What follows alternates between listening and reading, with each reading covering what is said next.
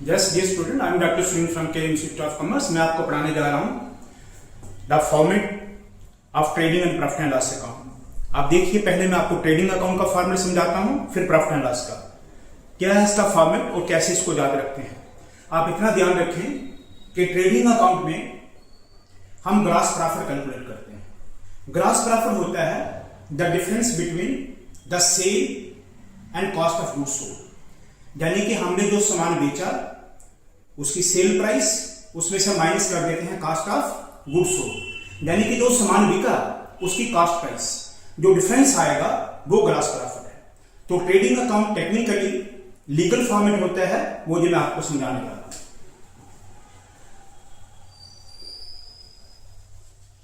This is trading account.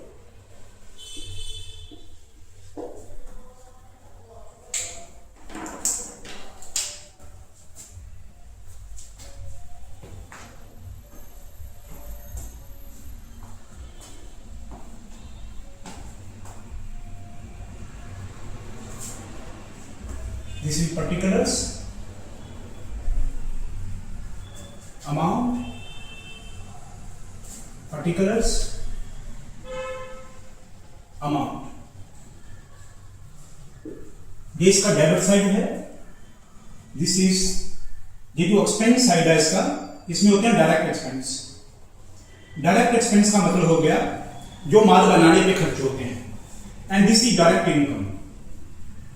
Direct income हो गया business का इनकम का मेन सोर्स होता है सेल। अब इसको ऐसे याद रखें। नंबर 1 होता है to opening stock. To opening stock जितना भी है, से फॉर एग्जाम्पल इट इज 10,000। मैं इसको फॉर्मेट को आपको इमेजिनरी फिगर से समझा रहा हूं, ध्यान रखें। ओपनिंग स्टॉक हो गया, साल के शुरू में हमारे पास इतनी वैल्यू का स्टॉक था, इसको इसी सीक्वेंस में लाए। नंबर 2 होता है टू परचेजेस। टू परचेजेस को अंदर के कॉलम में लिखिए। इस परचेजेस में बहुत कुछ हो सकता है कम करने के लिए। एक हो गया normally purchase return, less purchase return. Purchase return यानी कि जो हमने सामान खरीदा उसमें से इतना वापस कर दिया। फिर अगर कोई ओनर प्रोप्राइटरी बिजनेस से सामान ले ले, जो भी चीज कॉस्ट प्राइस से वो ले लेगा वो इससे लेस हो जाएगी। Less goods taken over by proprietor. Goods taken over by proprietor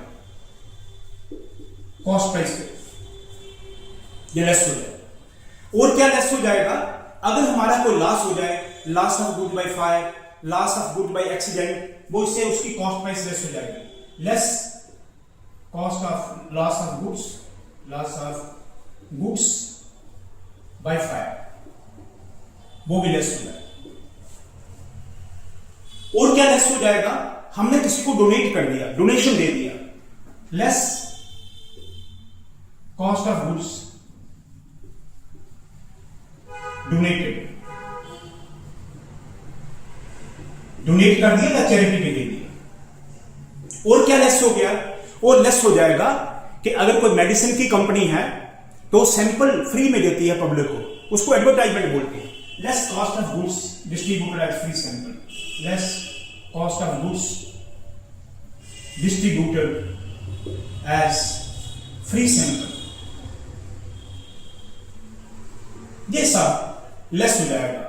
अब जो बचेगा अमाउंट वो जहां बाहर है। अब अगर मैं कोई इमेजिनरी अमाउंट डाल दूं तो आप ऐसे देखिए, इमेजिनरी अमाउंट के साथ आपको कर देता हूं। मानो परचेजेज आपका है 55,000, आपने रिटर्न कर दिया था वापस 1,000 का। नेगेटिव वाली फिगर मैंने ब्रैकेट में लिखी। Goods taken over by proprietor, owner अपने घर के लिए सामान ले गया, मानिए 500 का, वो भी लेस हो जाएगा। Loss of good by fire, आग लगने से 1,500 की चीजें नुकसान हो गई। कॉस्ट ऑफ गुड्स डोनेटेड, आपने इतना दान दे दिया 200, किसी भिखारी को, किसी को, मंदिर को, ट्रस्ट को, किसी को भी दान दे दिया।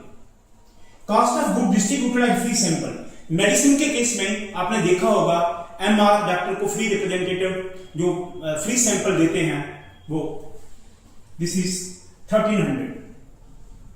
ये ध्यान रखें, ये जितनी भी चीजें हमने प्रोप्राइटर को दी, चीजें नुकसान हो गई आग लगने से, हमने डोनेट कर दी, हमने फ्री सैंपल बांट दिए, ये सब के सब चीजें कॉस्ट प्राइस की होती हैं। किस पे होती है? कॉस्ट प्राइस पे। इसका सेल प्राइस नहीं लेना।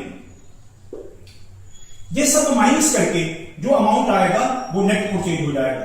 55,000 से जब माइनस करिए 4,500, तो 55,000 से 4,500 को माइनस करिए, दिस इज 50,500। इसको बाहर, इसको बोलते हैं नेट परचेजेस। तो पहले एंट्री होगी ओपनिंग स्टॉक, उसके बाद आता है टू परचेजेस। नेट परचेजेस को बाहर लाना है। मोस्ट ऑफ द केसेस में जो क्वेश्चन आपको आएगा उसमें ये ज्यादा रेगुलर होता है रिटर्न, परचेज रिटर्न। ये कभी कभार होता है, लेकिन अगर हो तो आपको ऐसे ही करना है। अब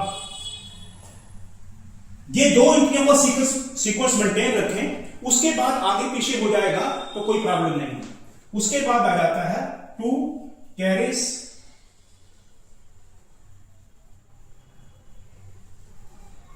और freight inward. Freight inward, inward होता है परचेज, जो सामान हमारे अंदर आया। तो जो सामान हमने खरीदा जिसका किराया है, मानो हमने जो सामान खरीदा था 55,000 का, उसको हमें दिल्ली से खरीद के अपने डेस्टिनेशन पे लाया तो हमारा 5,000 का किराया लग गया, कैरीज। इसको फ्रेट भी बोलते हैं, कैरी भी बोलते हैं। इनवर्ड का मतलब purchases. Next to wages, 2,000 wages हो गया। वर्कर को माल बनाने के लिए जो हमने उनकी सर्विसेज का इस्तेमाल करा, बदले में उनको वेज दी 2,000। To power and fuel, power and fuel. Power and fuel हो गया कि जब माल बन रहा है तो माल बनने के लिए जो बल्क में बिजली कंज्यूम हुआ, मशीनों के हीटिंग एलिमेंट्स को गर्म करने के लिए बल्क में जो बिजली कंज्यूम होता है उसको पावर एंड फ्यूल बोलते हैं। This is 3,000। ये सारे एक्सपेंस इनको बोलते हैं direct expense. In the sense ये माल बनाने पे लगते हैं। इसका सीक्वेंस देखिए, पहले बचा हुआ स्टॉक इतना था, इतना हमने और परचेज कर दिया, एक्सपेंस हो गया। हमने जो रॉ मटेरियल खरीदा उसको लाने के लिए उसका किराया दिया, वो एक्सपेंस। जब सामान हमारे घर आ गया, हमारे डेस्टिनेशन पे आ गया, हमने लेबर को पैसे दिए उसको माल को कन्वर्ट करने के लिए फिनिश प्रोडक्ट में, उसकी वेजेस। पावर एंड फ्यूल, मशीनों में प्रोसेस करने के लिए जो बिजली कंज्यूम हुआ वो। कोई और एक्सपेंस जिसको लिखा हो टू मैन्युफैक्चरिंग और फैक्ट्री एक्सपेंस। कोई भी एक्सपेंस जिसके आगे मैन्युफैक्चर या फैक्ट्री लग जाए वो सब मैन्युफैक्चरिंग का एक्सपेंस होता है। से फॉर एग्जांपल दिस इज 10,000। सो इसका करेक्ट दे रहा, इसमें और भी इंक्री हो सकते हैं बट दी ज्यादा प्रोमिनेंट। इसमें और क्या हो सकता है?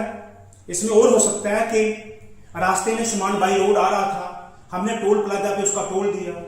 हमने सामान इंपोर्ट करा था, हमने बंदरगाह पे उसका कस्टम ड्यूटी दिया। सामान बन के जब फैक्ट्री में तैयार हो रहा था, हमने उसके ऊपर एक टैक्स दिया, उसको बोलते हैं एक्साइज ड्यूटी, प्रोडक्शन का टैक्स। तो ऐसे और भी एक्सपेंस जो आप अपनी जजमेंट से जान जाओगे कि वो माल बनाने के ऊपर खर्च हुए हैं, तो वो सारे ट्रेडिंग के डेबिट साइड में चले जाएंगे। अब ये माल बन के जब बिकेगा तो जहां जाएगा बाई सेल्स। एक्सपेंस के लिए आपने टू टर्म का इस्तेमाल करना है और इनकम लिए वाई का, बाई सेल्स। ये नेट सेल, आपकी ये सेल आ गई, मानो आपका this is 1,20,000 less sale the return. हमने जो सेल करा उसमें से कुछ सामान हमें वापस मिल गया, सेल द रिटर्न।